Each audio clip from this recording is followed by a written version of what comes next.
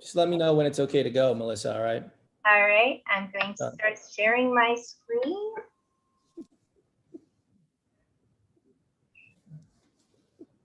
All right.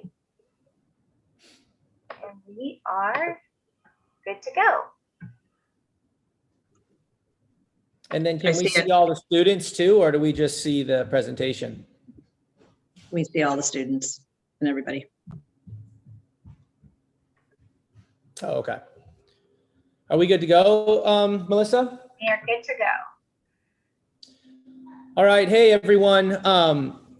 First of all, I just want to say how great it is to see everybody together and to see all the students. It's just such a cool thing to see everybody.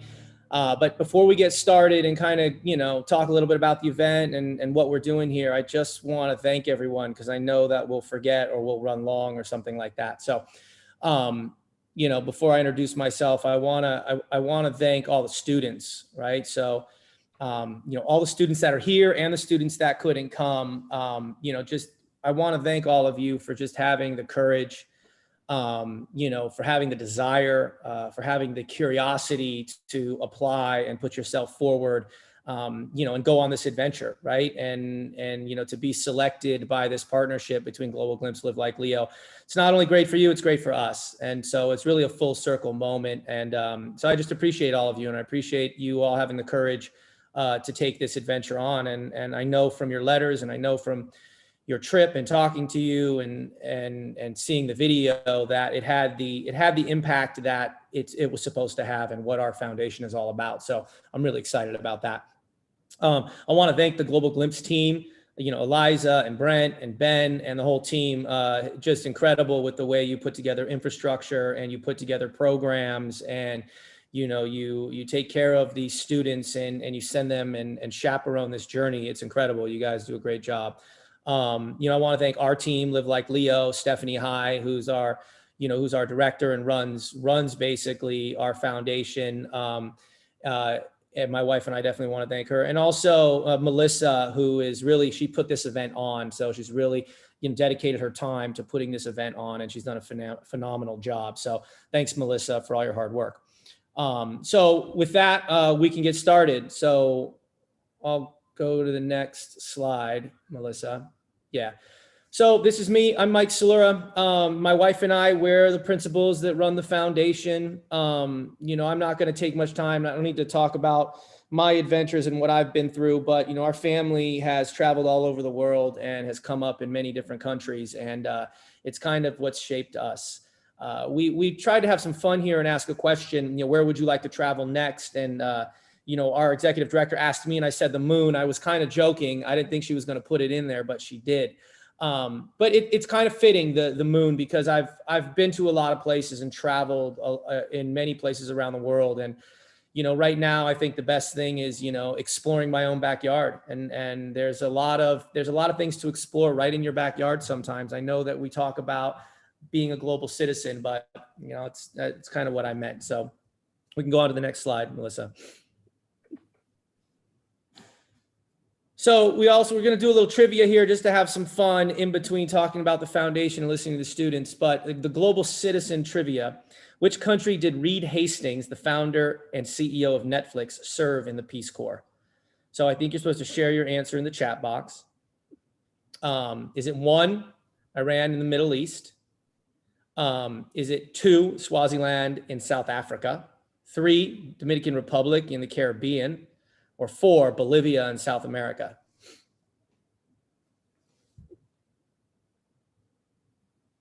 We should have some background music that plays, right?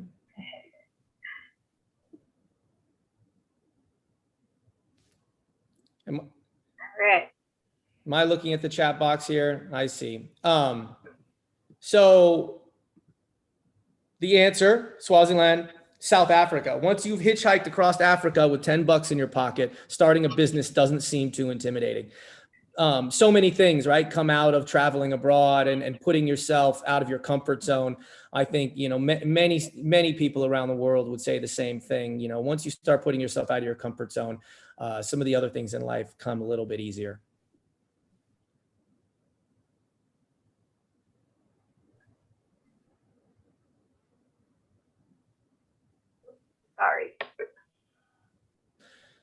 So a little bit about our foundation, just to kind of run through this quickly. We have 7 core principles that really make up our foundation, and they're built around, observation, which is really about listening. Taking the time to listen and observe is the first step to figuring out what's going on around you. We think it's an important core value.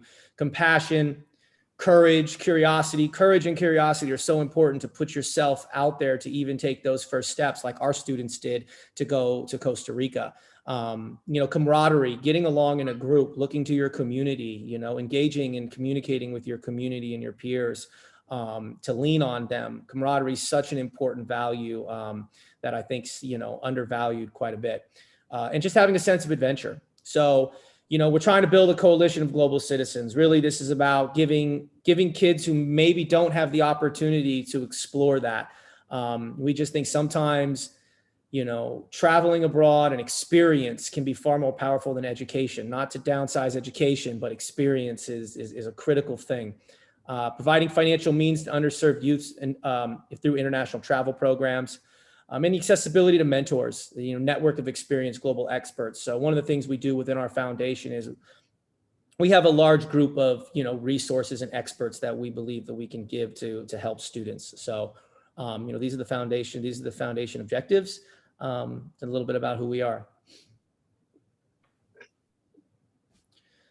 A couple other things that we do, resource and information, through the process, when it's not just about, financing and giving people an opportunity and partnering with Global Glimpse.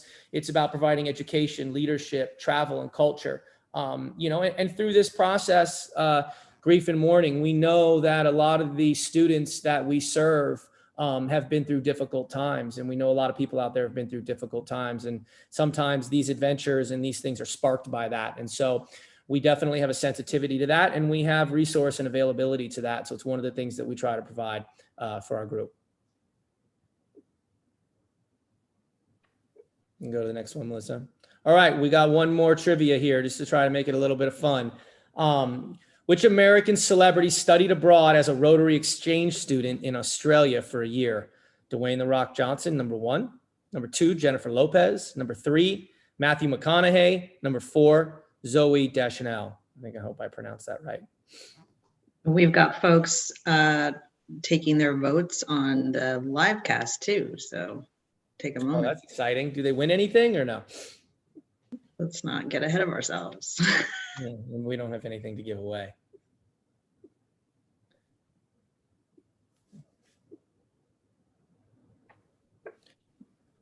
All right, the answer is Matthew McConaughey.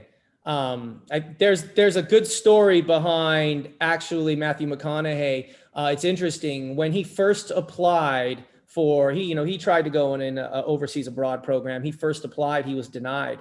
I guess he might've been denied a couple times, but he kept at it and he was accepted, and he was able to get into this program. But what he says, if you want to write, start writing. If you want to be a filmmaker, start shooting stuff now. The only way to be what you want to be is to go out and start doing it now.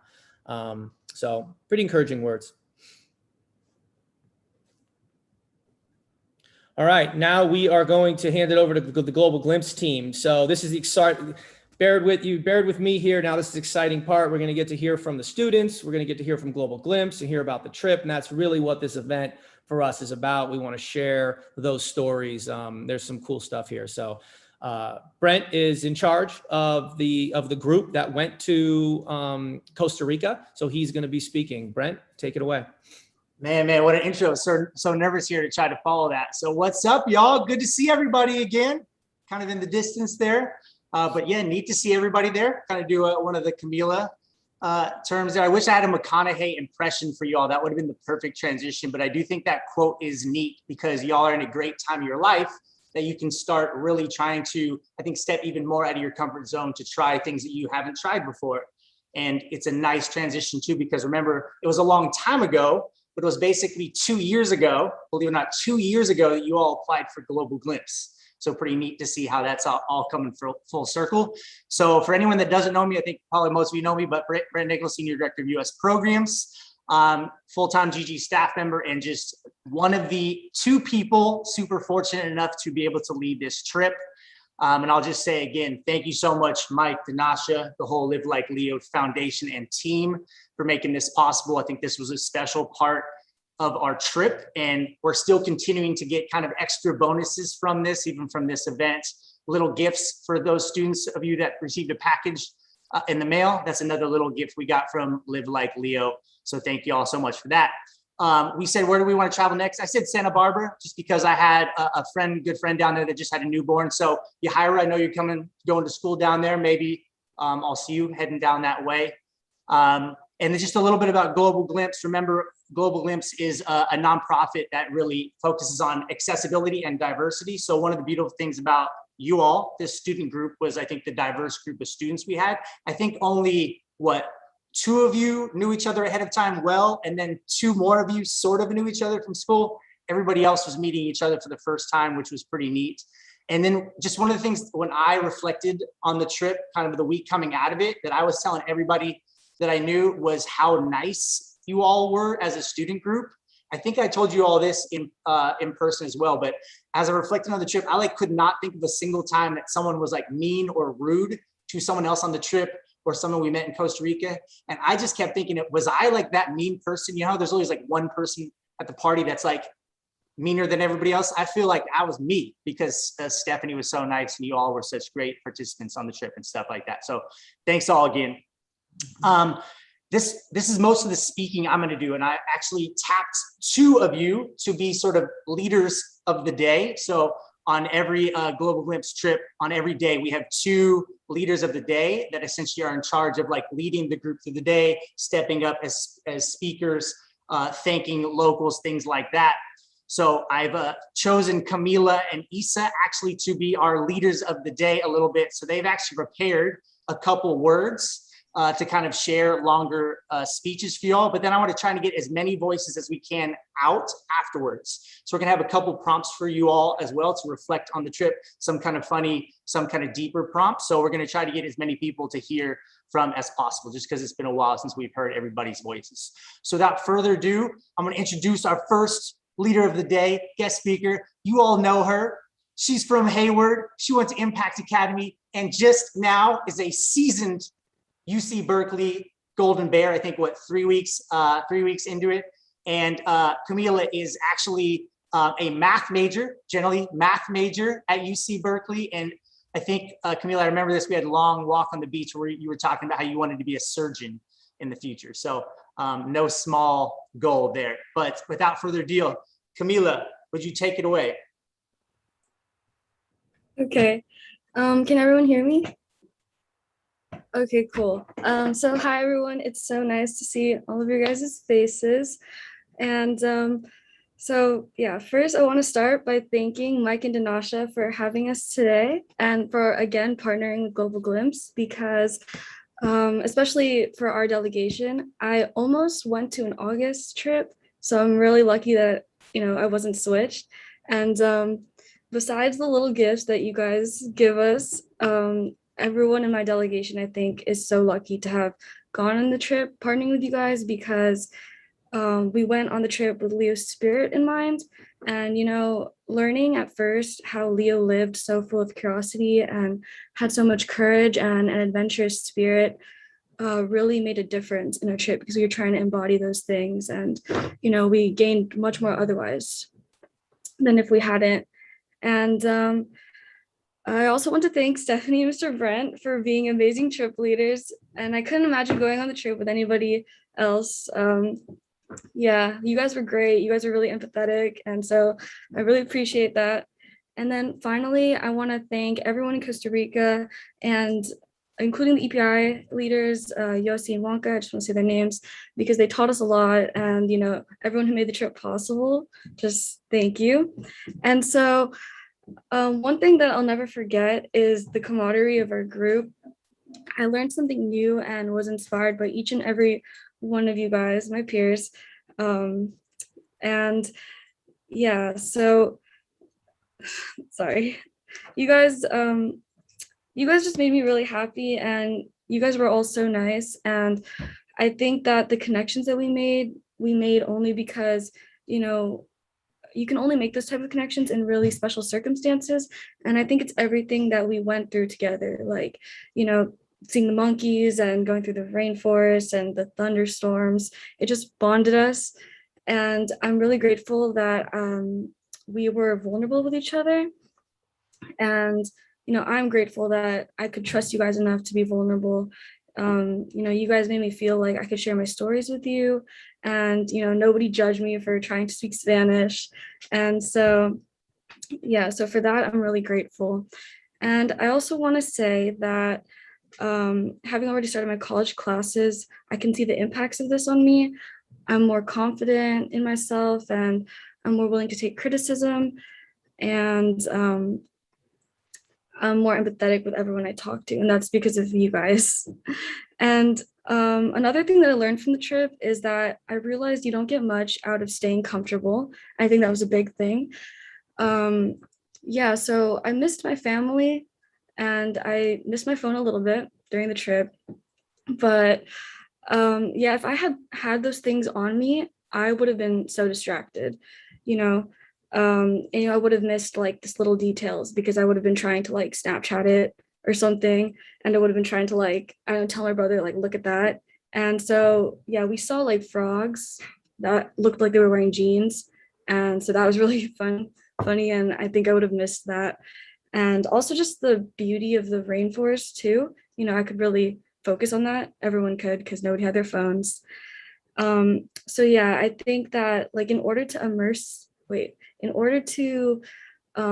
really like promote unity and connect yourself with the new community that you're going to, you have to like be willing to sacrifice things and just immerse yourself in that culture.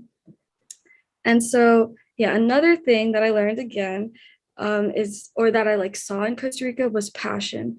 So we met in the reserve, we met a lot of people from outside the country, like Chile and Hungary, who all came to that reserve living in those conditions where, like you had no electricity after 4, and, I don't know, those were the beds, something I'm not used to, but, and they would wake up in the middle of the night to like, help the baby turtles out of their eggs and put them in the beach. And so when I saw this dedication, I was so inspired. And yeah, it really amazed me. And so I hope that I can live the rest of my life trying to, or, being as dedicated to something that I care about, like they were. And so yes, that's all I have to say for now. And so I hope everyone's being safe, and I hope that we all can travel again soon. And I know that whenever all of us travel again, we will be thinking about our Costa Rica trip and Leo's spirit as well. Thank you guys. Thank you, Camila. Thank you, Camila. Wow, making it look easy. It's not easy to speak sort of an event like this too virtually. So one thing that Global Imps does is we do snaps. So if you all want to snap it up for Camila, stepping out of her comfort zone, stretching yourself as well. That was really well said. You hit all the different buckets there. No easy task to follow that, but I think we have a good person to do that. So the next student leader of the day here, also new first year Golden Bear, UC Berkeley. Issa is from Pittsburgh, California, Pittsburgh High School, P-Town in the house.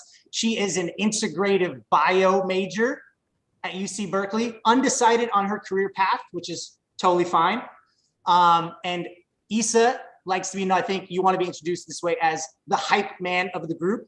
So yeah, let's give it up for Issa Naharo. Hi guys, I hope everyone is doing well and staying safe. I miss you guys a lot. I also wrote a little speech. Here's my little speech. I just want to say that I know that we've all had to face like the hardships of closing chapters since we've all gone on our trip together in Costa Rica, but we've also had been pushed outside of our comfort zones to explore and open new ones. And while I have not had the pleasure to wake up next to you guys in a tropical rainforest, 6 a.m. for days on end in a while, I can't tell you guys how proud I am of all of you guys. As we all know, our trip together was unlike any other Global Glimpse trip before us. We not only did we have the honor of carrying Leo's spirit in everything that we did, everything that we encountered around us, we're also fortunate enough to bring forth this spirit home with us. Through our growing transitions from what may take the forms of high school to college, or from work to even more strenuous work, we've been carrying through all that his spirit has taught us. For me specifically, I've been working hard to remember the many themes I learned from what Leo's legacy is going to embody. In my transitions to Berkeley, I've been forced to do something that frightens me greatly: talk to people. It may not seem like that after having spent 9 days energy-packed of hearing my spontaneous "yeah" or talking to people, but talking to people is usually something I overthink greatly. After having experienced what I did with all of you, though, I've learned to embrace the uncomfortable feeling and do all that's in my power to relax and just try and be myself. The biggest thing I want you guys to take away after hearing my voice right now, whether this be for the last time in a while or the last time in like 5 minutes, is that I couldn't be more grateful for our delegation and all the things we've grown from and continue to prosper in.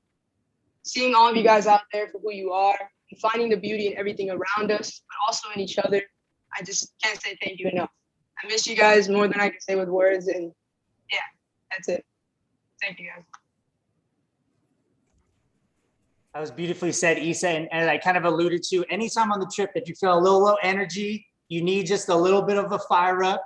7 a.m., you got a long bus ride ahead of you. Issa was there to give you a yeah. So if you could all take yourself off mute right now, and on the count of 3, we're all going to give an Issa yeah, okay? So ready?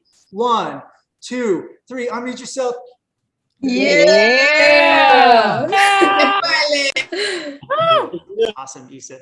Also, Issa was there to lead us with bus sing-alongs, Bruno Mars being, I think, the key there. So just in case anyone wants to stay a little afterwards, I think, Mike, you're a musician, right? Maybe you could lead us in a little bit of Bruno Mars background music here. Sure. Next thing I want to do is I think we have a little bit of time, right? We have another 15 minutes, something to hear kind of student voices and stuff. So I'd love to, again, I miss all of you deeply and want to kind of hear from everybody if we can. So I know it's always tough in these situations virtually and stuff, but I have a couple different prompts for y'all. And I want to kind of do a little bit of a tag you're it, so that basically you answer a question and can tag another person on the delegation that you want to answer one of these prompts, all right? So you've heard from me enough. So I'm going to cheat a little bit, and I'm actually going to tag somebody else for the first prompt. Jaden, it's going to be you. So get ready, buddy. And the 3 prompts, I'm going to put them in the chat right now, but basically 3 prompts that I think are neat to reflect on. One is, what is something, if you think about the trip, that makes you smile when you think about it now? Okay, so just something that kind of brightens your day. You're like, oh man, that still just, it makes me really smile. Second one is, who's someone that was the most powerful person you met on the trip and why? And this could have been someone you met in country, Costa Rican, it could be another student on the delegation, etc. Third thing is, what's something that you've continued doing during the trip, after the trip, or wish you continued doing? So maybe it's cold showers, maybe it's eating healthier, maybe it's getting up early in the morning, whatever that may be. All right, so we're going to kind of answer the prompts and then tag someone else. And Jaden, the reason that I want to tag you is one thing that still makes me smile, man. One of the great things on the trip, I still think about the night hike that we all did in Pacuate Reserve. And just for people that didn't get to experience this, you're in this beautiful rainforest and there's all kinds of sounds, crazy insects and spiders and birds and stuff during the day. And then you go on the night hike and they tell you to bring flashlights with you. And there's like 5 times as many animals and stuff that you see at night than you do during the day, which is a shocking thing. So me and Jaden, I feel, had a little bonding experience because we kind of enjoyed this night hike together, which was the least relaxing hike on the face of the earth. So Jaden, it still brings a smile to my face when I think about this. I want to just tag, if you could relive our experience together on that night hike as the thing that makes, I think, hopefully both of us smile, that'd be great.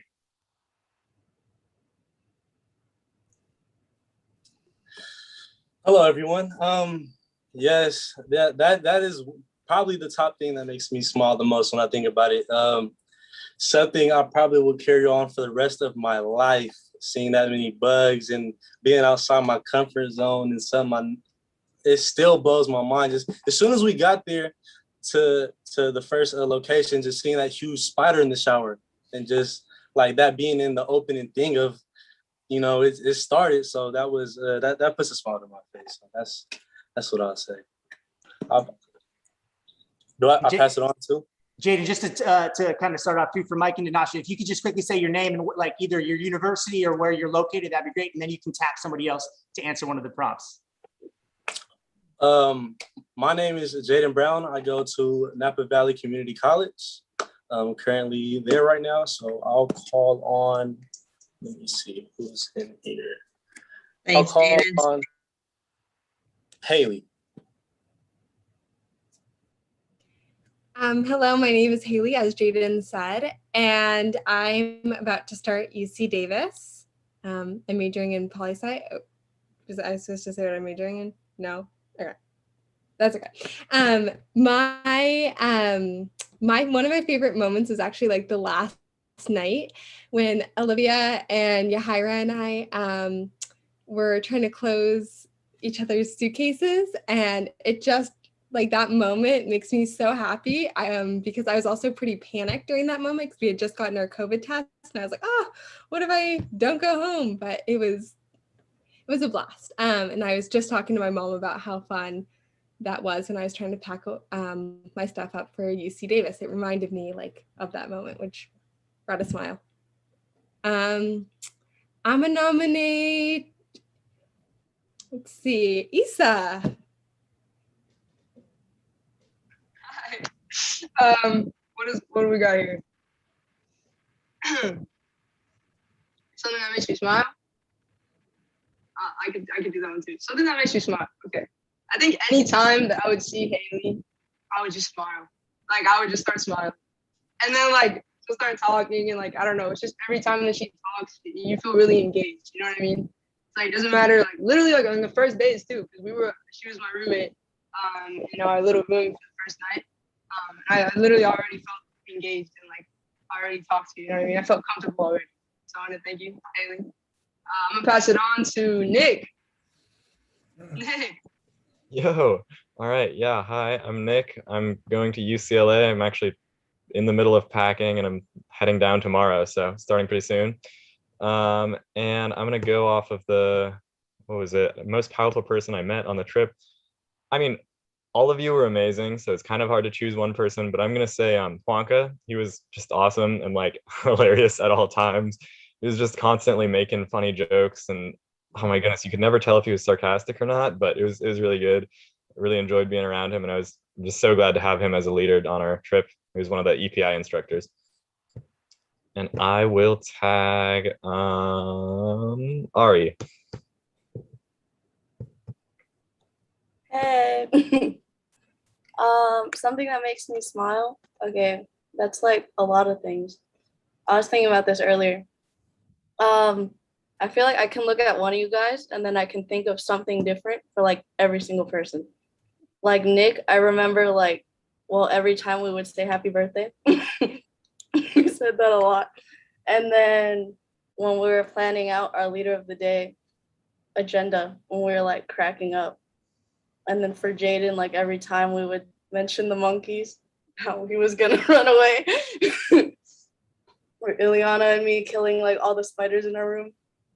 And when we were like going on our night hike in Timberina, and we heard this discotheque nearby, and we were like cracking up, and we were like, let's go to the party. We were like dancing in the middle of the thing, and then to tell us to quit laughing, which was really funny.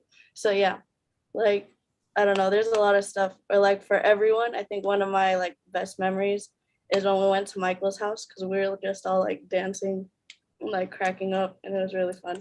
So yeah, I'm going to call, oh wait, I forgot to introduce myself. I'm Ariana, I'm at UC Berkeley right now.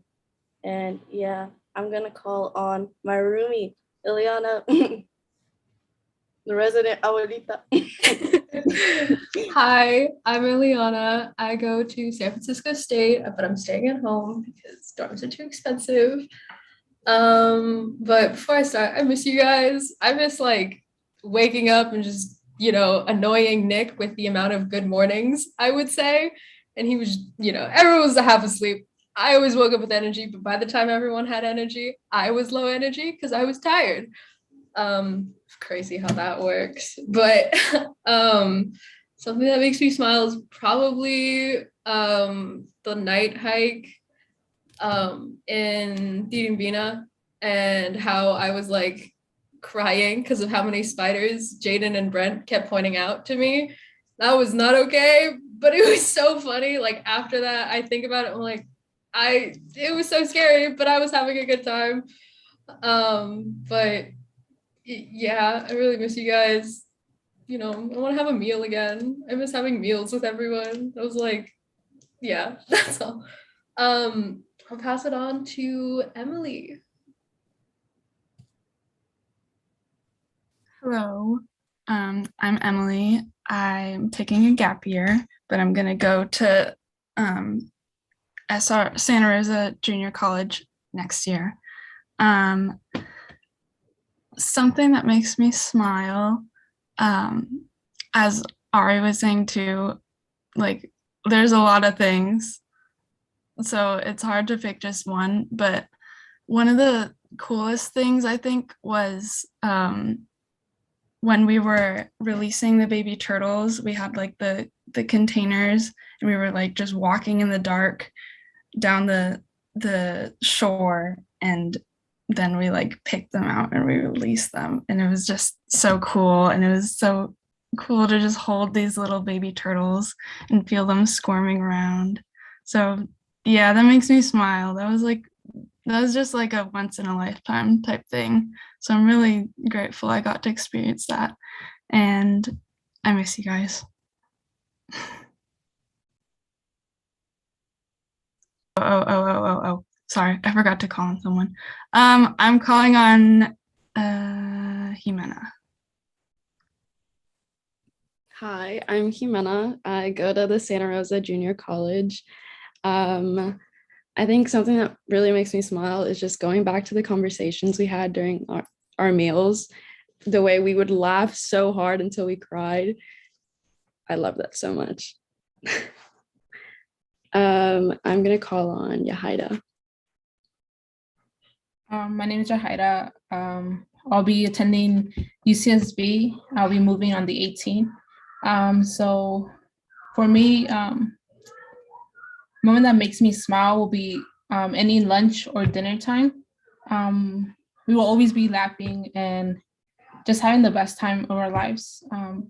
Like not having any distractions, our phones or anything. Like the only thing to do was to talk to each other, and it was incredible, honestly.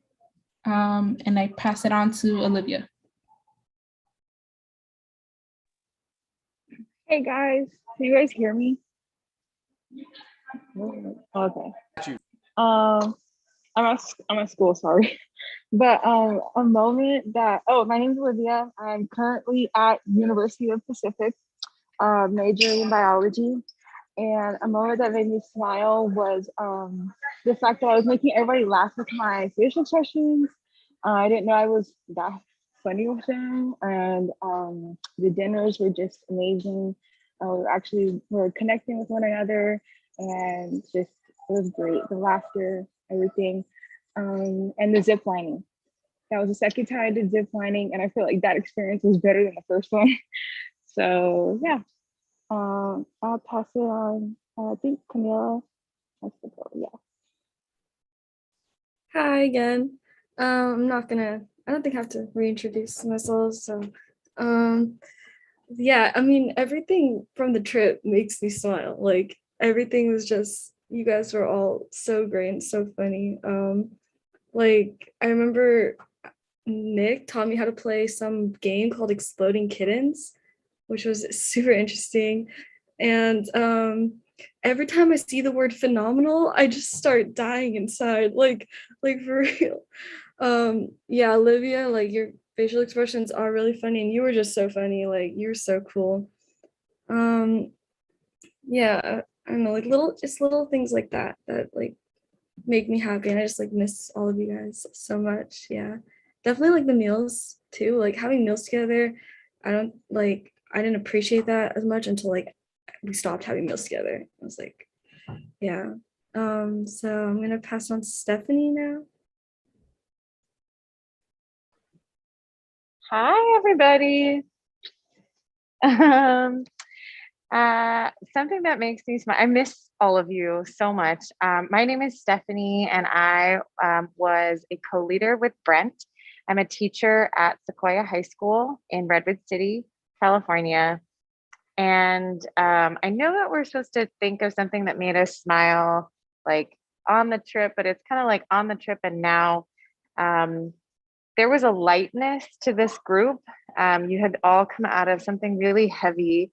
The lockdown was really rough. And I really love to be able to film you guys and take photos and see you smile. Well, smize because we had masks on. And the conversation, you know, at the beginning, it's everybody doesn't know each other, but everybody was like very light and free and excited to be together.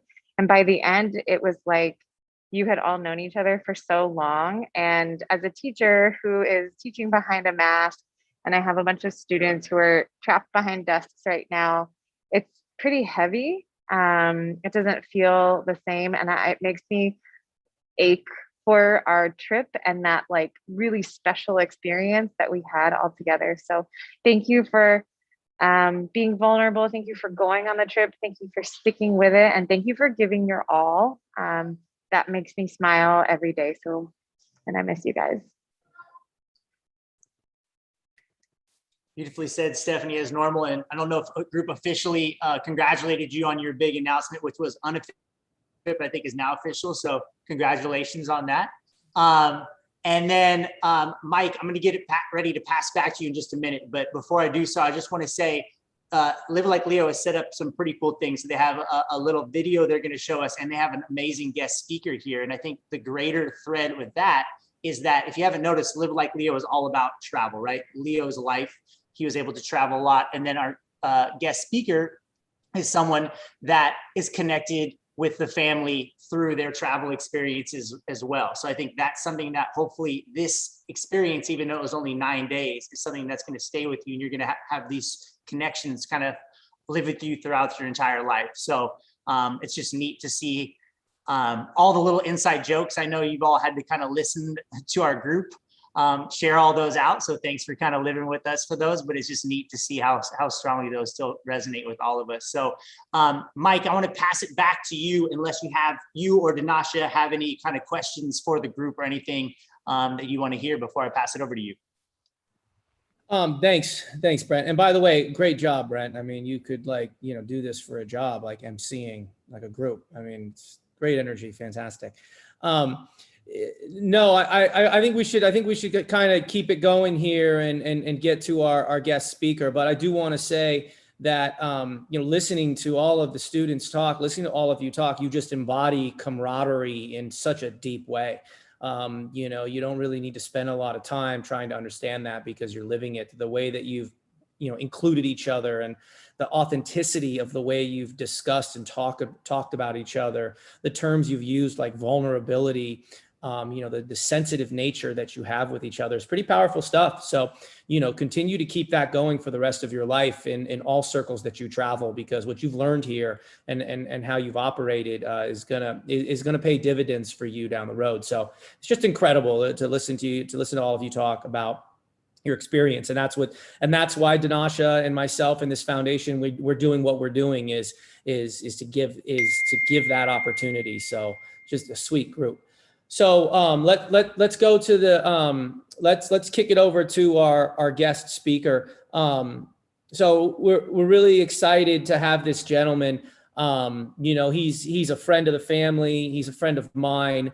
Him and I met in Tokyo, Japan, of all places, and our trajectory and our story and how we got there is incredible. But his is really incredible. He's done a lot of things, one of which being part of what's arguably the greatest college and NCAA greatest college football team ever to play in the USC Trojans in the 2 years he was there, and then to go on to the NFL.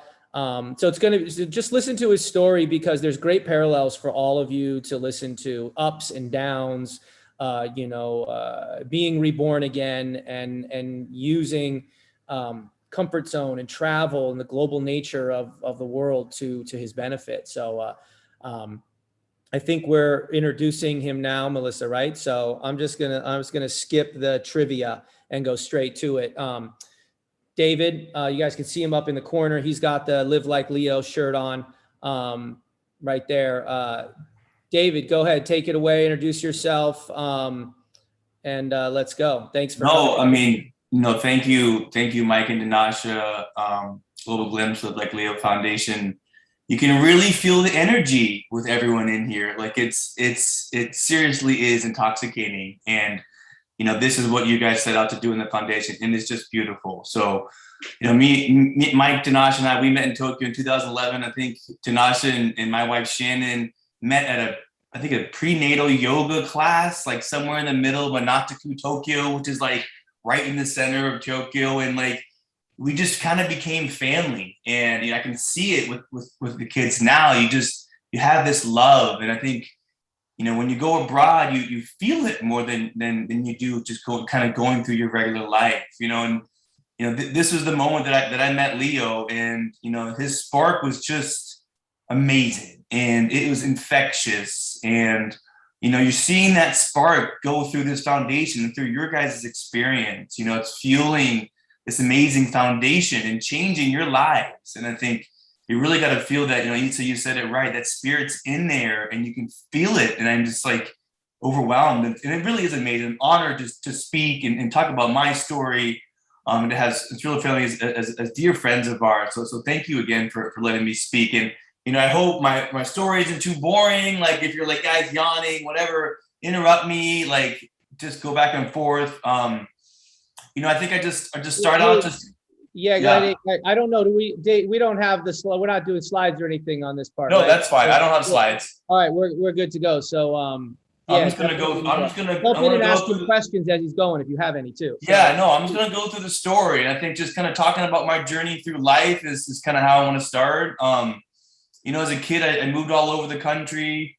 My father was trying to climb the corporate ladder. We spent time in Belgium, California, and then settled in Mercer Island, Washington. But it's funny, I was always proud to be, I lived in Belgium for 3 years. It's like the coolest thing. It's like, it's like my fun fact whenever someone asks me, what did you, what's special about you? I lived in Belgium.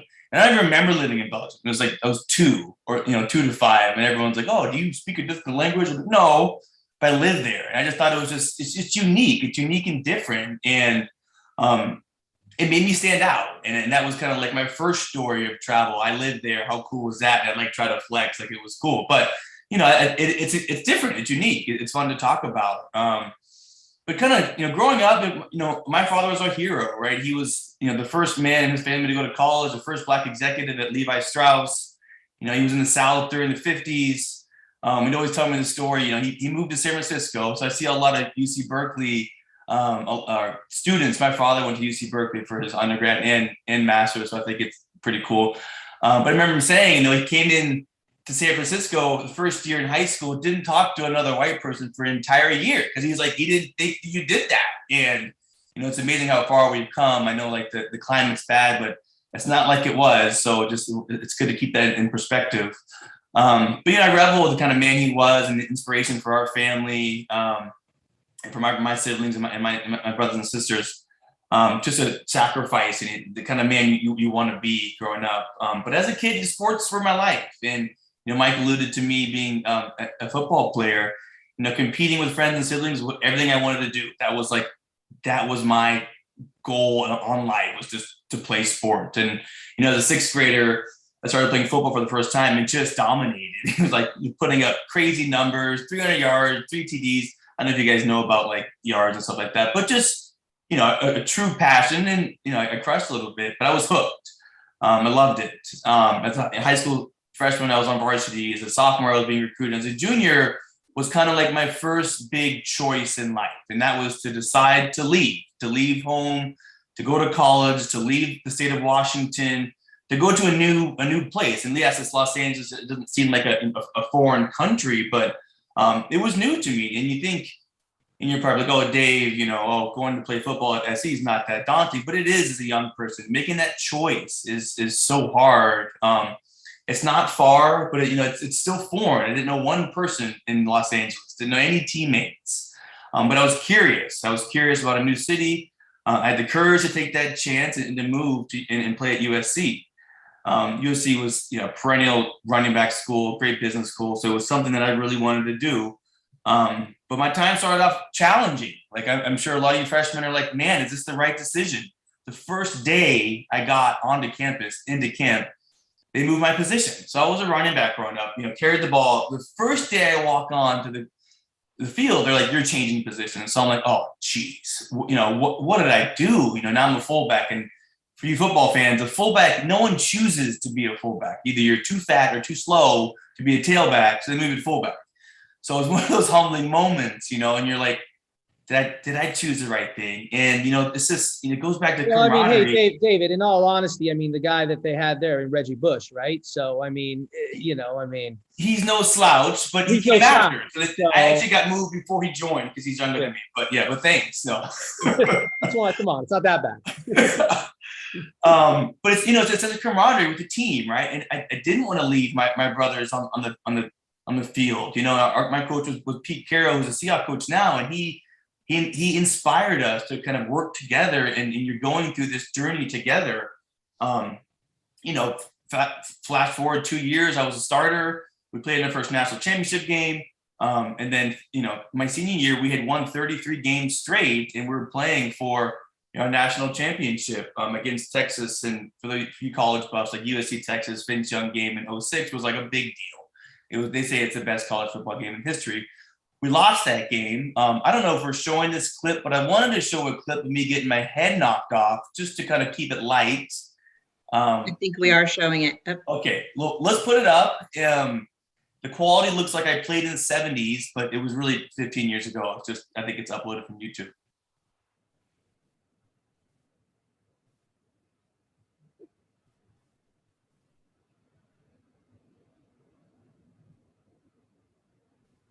Well, I'll set the stage when the clip comes up. So basically our squad, we rolled through college football for 3 years, and it was like three-peat, last game of my college career, had the best game of my life, got my head knocked off, concussion, but still played through it.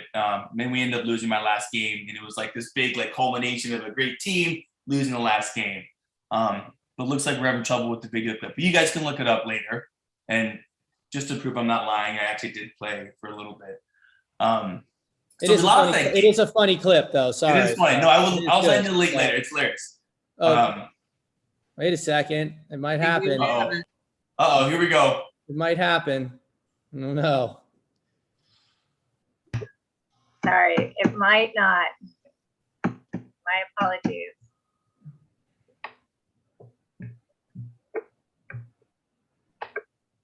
No, it's not going to happen. My apologies. Well, it's not that important. It was just something funny and lighthearted. But I think back to those choices I made as an 18-year-old. The unknowns, the fear of change. I was thankful I took that shot. Going to a new place, a new city, and then being part of something so great. And again, it wasn't easy, but it's one of those choices I look back like, God, great. Fast forward, I got drafted to the NFL. I played a few years. It wasn't the most glamorous career. I think I got cut 6 different times in 4 years. I got drafted to my hometown in Seattle. But it's one of those things, like, sports is an interesting business. If you're a doctor, no one taps you on the shoulder after 10 years being a doctor and says, hey, buddy, you can't be a doctor anymore, so go find something else. For an athlete, it's like it's everything to you, and then all of a sudden it's gone. And no one's calling you, and no one did call after my 4th year, and I was like, hey, I'm in a life transition. In the search for a new career, I was presented a chance to go to Tokyo, and I wasn't sure what industry. I liked finance, and that was kind of the route I was going to go. But what really drove me to say yes to take a new job and a new career was the fact that I was going abroad. And in college, especially if you play sports, you don't get a chance to study abroad. Yes, maybe you travel on spring break if you can afford it, but you don't go abroad. So it was such a unique opportunity for me to go and just start something new. And it's like, leave football behind me, and I'm going abroad, and we had this amazing experience. Hey, David. I'm going to jump in here real quick as you transition from the NFL into Tokyo.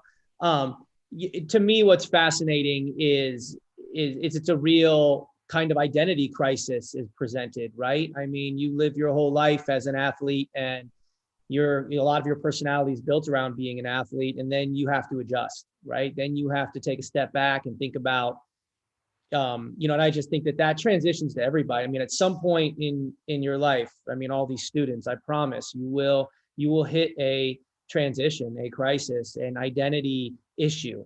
Something's going to happen that's going to force you to relook, at how you see yourself. Doesn't mean that you change, but you come into those questions. So I just think it's interesting, David, that you represent that pinnacle of that change. Who am I going to be and where am I going to go? And I don't have being an athlete to fall back on as much. And it's one of those things where I almost wanted to run from it, right? I didn't want to be considered the football player anymore because yes, it was fun for stories, but like it's not going to help me be a trader on Wall Street. The fact that I played football, yes, the skill set carried over, of course, but it's hard to change, right? And I feel like football was one life, and Tokyo was another life, and we spent 7 years in Japan, and going to Japan I was nervous going to Japan. Like this, it's overwhelming. And I remember I wouldn't go to any restaurant that didn't have pictures on the menu. So I was like, I don't speak the language, and nobody speaks English in Japan. Nobody. There's no English sign. So it's like, I'll just have that, and I'd point. My go-to order was like tori karage and namabiru, which is basically fried chicken and draft beer. And that's all I ate and drank for 2 months. It was delicious. How to order beer was the first thing I learned. And still, I think it might be the only thing that I remember, but still. Yeah, no, but truly was, it's the culture change, right? And I think for me, it's the little things, the bowing, the crossing the street. If you jaywalk, you will be arrested.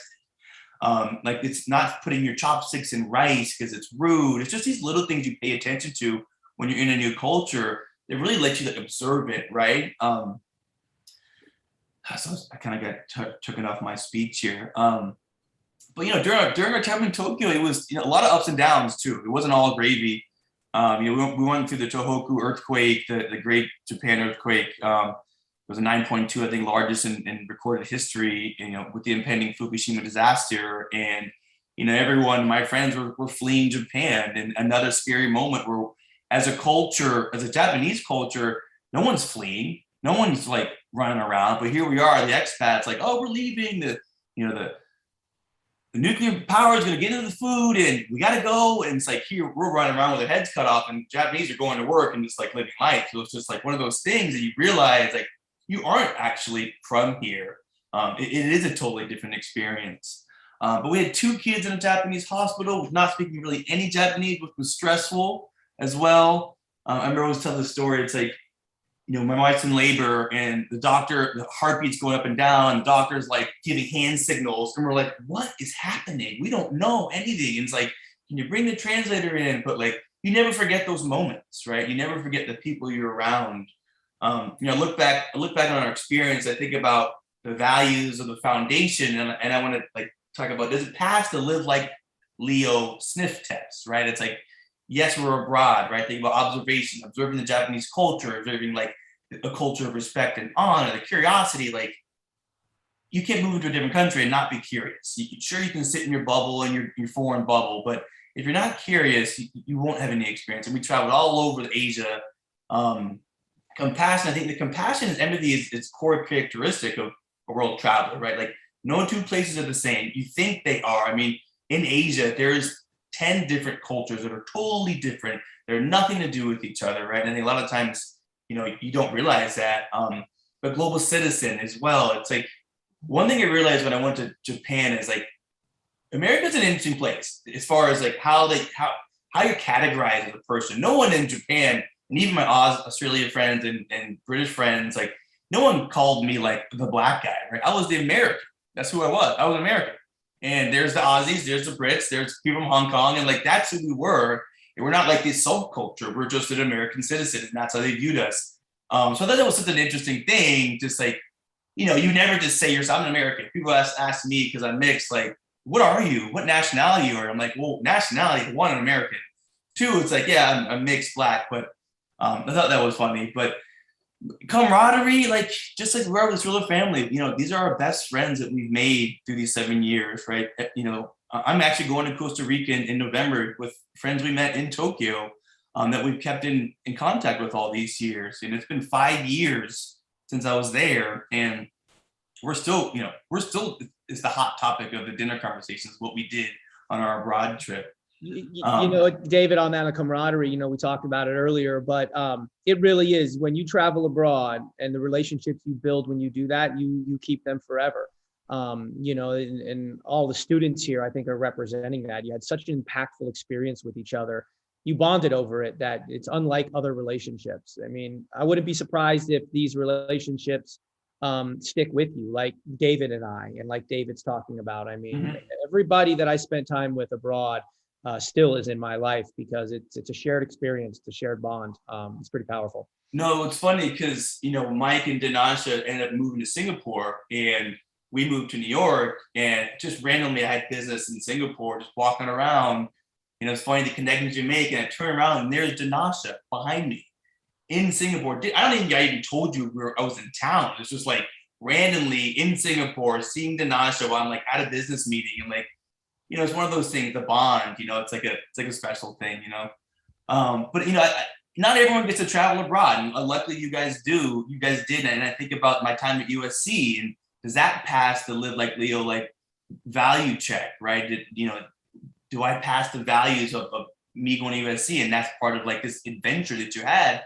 And it really did. And I think about like the observation of the team, observation of our goals, curiosity, like a new part of the country, new cultures, new people, because not everyone's from the same place. Compassion for your teammates, global citizen. I'd say, yeah. I mean, you're in a team with 100 guys, you know, that are all walks of life in a locker room. You have to be a cultured person, or you're just going to be like the outcast. The camaraderie with brothers in arms, like a team, courage, adventure, all of it. So, you know, I'd say it's not just the abroad experience, because not everyone gets to do that, but it's about that choice to do something different, something unique. And those are always going to be hard choices, right? Whether it's like choosing a partner or going to school out of the town, living abroad. I mean, those are all big moments that you're going to have to make a decision to. And it's like, is it going to pass the Live Like Leo sniff test? It's like, that's how I'm thinking. Am I going to look back and have all these values and like, yes, I knocked all 7 of those out in this experience. And granted, going abroad is some of it was the best time of my life. And I blame my wife for making us leave. Because language barriers came too tough, I guess, because we didn't know enough Japanese. But, you know, I'm always thinking about going back, that sort of thing. But, you know, I'd say seeing you guys and the energy you have and the love I'm feeling in the room, it just makes me smile, right? And, you know, congratulations to those who took the opportunity to go to Costa Rica, get out of your comfort zone. I feel like my life's been impacted by travel. And you guys, you think you're going to remember this when you're 80 years old, that time you went to Costa Rica. I guarantee it. So I applaud you guys for having the courage to do something like this, because it already changed your life, and I can see that. But I applaud also Dinasha and Mike and your courage in giving these young kids an opportunity to live like Leo would, right? It's inspiring, and I'm honored to be a part of it. And thank you. Like for me, just being able to talk to you guys is great. Like to get to be a part of this, even though I didn't do anything and just up here talking. But I want to thank everyone for listening to the story. If you guys want to ask questions, please do. And thank you, Dinasha and Mike. You guys we love you, and this is truly special. And you know, the energy, the spirit, the spark, it lives on. And I appreciate you guys and love you guys.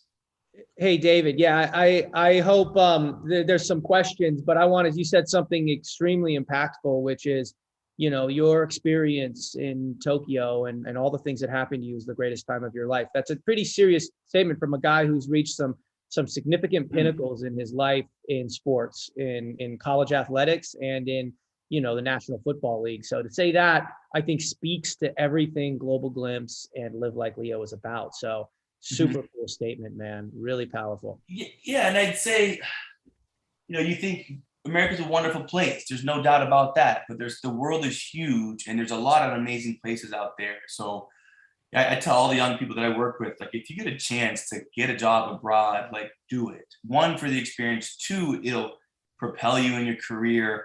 It'll always be different. And people want people from different backgrounds, different experiences. Nobody wants the same type of person. So that's always been my advice for folks to get abroad. And it propelled me to a great career and a great life, just because, you know, not everyone has the courage to go abroad and experience things. And those that do get rewarded. Cool. Thanks, David. If anybody has any questions, or, you know, I mean, we're pretty much, you know, at the end of the road here for our cool little event. Guess I'll leave if anyone has any questions. Camila, you're on mute. There you go. Okay, so my question for you, David, is kind of like, I know you kind of covered this already, but transitioning out of football and just like, you know, doing something very different, like how did you kind of like, did you miss football and how did you kind of let it go? You know, I did miss football. It's funny. I have a recurring dream, just so you know, that like someone called me and I get a chance to go back to camp and try out for the team. So I have that literally every fall. But you know, you really have to. you in my sense, like I kind of ran from it, to be honest. And like moving to Japan was a way to just block off all football. And I think that, you know, the qualities you learn in a previous life and a previous career, you try to utilize them in your new career. You know, my new career was a trader, and trading stocks for an investment bank is high octane, right? A lot of action, and you got to have a short memory as well. So that those qualities helped me be successful in trading, because you had to do that as a football player. You had to be able to forget, you had to be able to compete. So I'd say, you know, you definitely hold on to the things that you liked about your old life, and like you implement them into your new life. But it's like, I'm not saying like cut off everything from before, but it's like you have to move on, you know. And I view my life in stages. It's like a kid, my football life, you know, my time in Japan, and then now kind of like my dad family life as like a banker. Those are kind of like my stages, and you learn from all those stages. But you kind of gotta make that leap and move on. I hope that answered it. Was that okay? Thank you. Okay.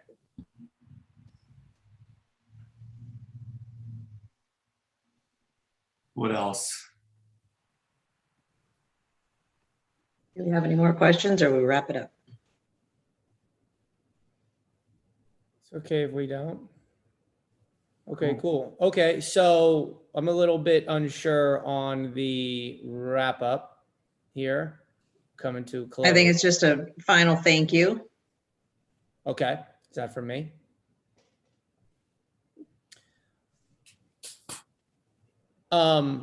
Listen, everyone, just an incredible event. The way that all the individuals that participated today shared and were vulnerable is incredible, you know, and it's what gives us the fuel to continue this partnership and continue the good work we're doing collectively as partners, Global Glints and Live Like Leo. This is really a team effort. This is really two great groups working hard to provide an experience. To all the students, I wish you all the best of luck in all your adventures, where you're, you know, if it's through education or if it's through art, or if it's through community, or whatever it is that it is. I wish you the best luck. And, you know, from us at Live Like Leo, you know, you have a resource here anytime you want. You can feel free to contact myself and my wife, Danasha. We have a wealth of resource and knowledge. And if you ever, you know, you're a part of the family. So if you're an alumni, if you ever feel like you need help, just throw it out there. That's what we're here for. It's a big part of what we're having this event for, is to have that continuous support function. So with that said, I mean, Brent, you did an awesome job on your part, man. Kept the energy really high. Global Glimpse, all the students, you know, I wish you the best of luck. And thank you, David. Fantastic. Great work, man. You were awesome. Thank you, David. Thank you so much, Mike. Okay. You can reach out to me too, guys. You guys can get my number, my email, please. Yeah, if you have any happy questions to advise or answer questions about anything. So finance or football related and life related. Cool. Thanks, everybody. Dinner on me, students.